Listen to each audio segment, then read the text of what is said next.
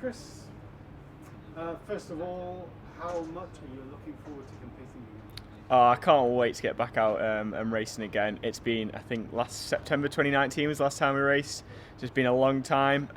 It's really exciting just to be able to get back out on the water, see some of the international guys, and yeah, just sort of show what we've actually been working at over at Britain, because I think we've gone under the radar a bit. So hopefully we can go out there and show where we're actually in our level. What have you missed about competing? I think the bit I miss the most about competing is just the ability to put myself under pressure and put myself on the line time and time again, and actually not having that for a long time I think becomes quite hard and quite difficult.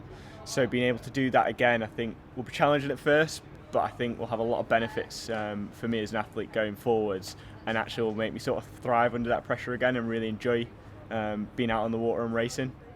How have you coped with all of the various restrictions that there have been over the last 12 months or so? Yeah, it's been pretty tricky. There's definitely been some interesting looks from people when I've been going canoeing on a canal or doing gym in the flat or whatever. But yeah, it's interesting but really good, and actually quite humbling to realise how good we've got it here. When then go back and sort of take it back to the roots and actually realise, no, this is what I want to do, this is where I want to go. But it hasn't stopped it being a very interesting experience. There's some funny looks and some a lot of hard work going in there. Tell me about canoeing on the canal. Yeah, so just back at home, there's a local canal. So when restrictions eased up in, when was it? It would have been June time. I was getting back out on the canal there because I went back to my base back at home with my mum and dad for that period of time. And obviously people hadn't seen me there for a while, and it's not done there that often. So it's good to get back there and just sort of enjoy it again and realise why I want to do it with no pressure. Where is that? So that's in Stoke-on-Trent. So it's just away from Stone, but it's when we weren't allowed to travel. So I was just able to walk to the canal instead of drive. And is that where you first got in a canoe? So no, where I first got in was just by a lake, Trentham Lakes, which is a bit more towards Stone. But then we just sort of, it was almost a search for the closest canal so I could still access the water, or get back on the water as soon as I could, which was pretty crucial and definitely good fun.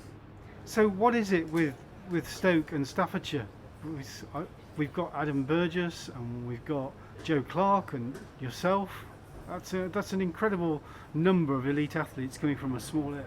So I think it's from the club at Stone, so it's about half an hour away from me drive, and that club is just really good at being able to get why people enjoy the sport, but focus people's energy into being able to channel it into training properly and working hard. It's not a big course, it's really flat water, but then we have access to loads of different venues. Nottingham's only an hour away, here at Lee Valley's only 2.5 hours away, which isn't that far in the grand scheme of things, and the club is then really well supported from volunteers. I've got a couple of coaches there who are paid, and actually all that together makes for a really good environment. So you don't need the big water there, you need to just train and hone in on them really basic skills, which is what you see a lot of the guys who come from there have, and then be able to transfer them onto the bigger water, and I think that's really crucial. From Stone to the European Championships, how does that feel? Yeah, it's always humbling when I remember where I come from, and being a little 10-year-old paddler who could barely sit above the boat to what I am now, and yeah, it's always a great experience and it's good to remember, I think, at times, and I do like to go back. It's obviously a lot harder at the minute, but I'm sure when restrictions ease again properly I'll be able to go back and give a bit back to them as well, because they've given a lot to me in the past. What are you looking for from these European Championships?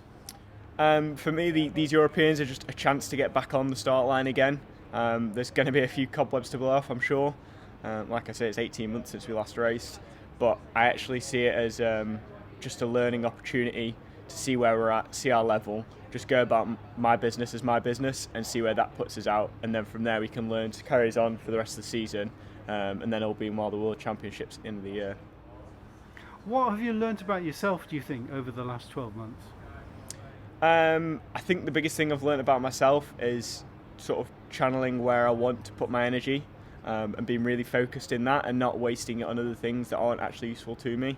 And also a lot about just enjoying the moment, enjoying life as it is, because you never know what could happen. The government could lock us down for 4 months. So yeah, I think that's probably been one of the biggest learnings from the past 12 months. Well, it must be great to think that you're going to get back on a plane. When did you last go on a plane? I think the last time I was on a plane was January 2020, so it's over a year. It's probably the longest I haven't been out of the country since about the age of 10, so it's about past 12 years. So yeah, I'm definitely craving to get on a flight and get to a different country. I'm feeling very fortunate I can. Brilliant. Well, all the best. Hope it goes well, and yeah, hope you have a successful time. Perfect. Cheers. Thank you. Thank you. Brilliant, Chris. Thank you. No worries. Amazing.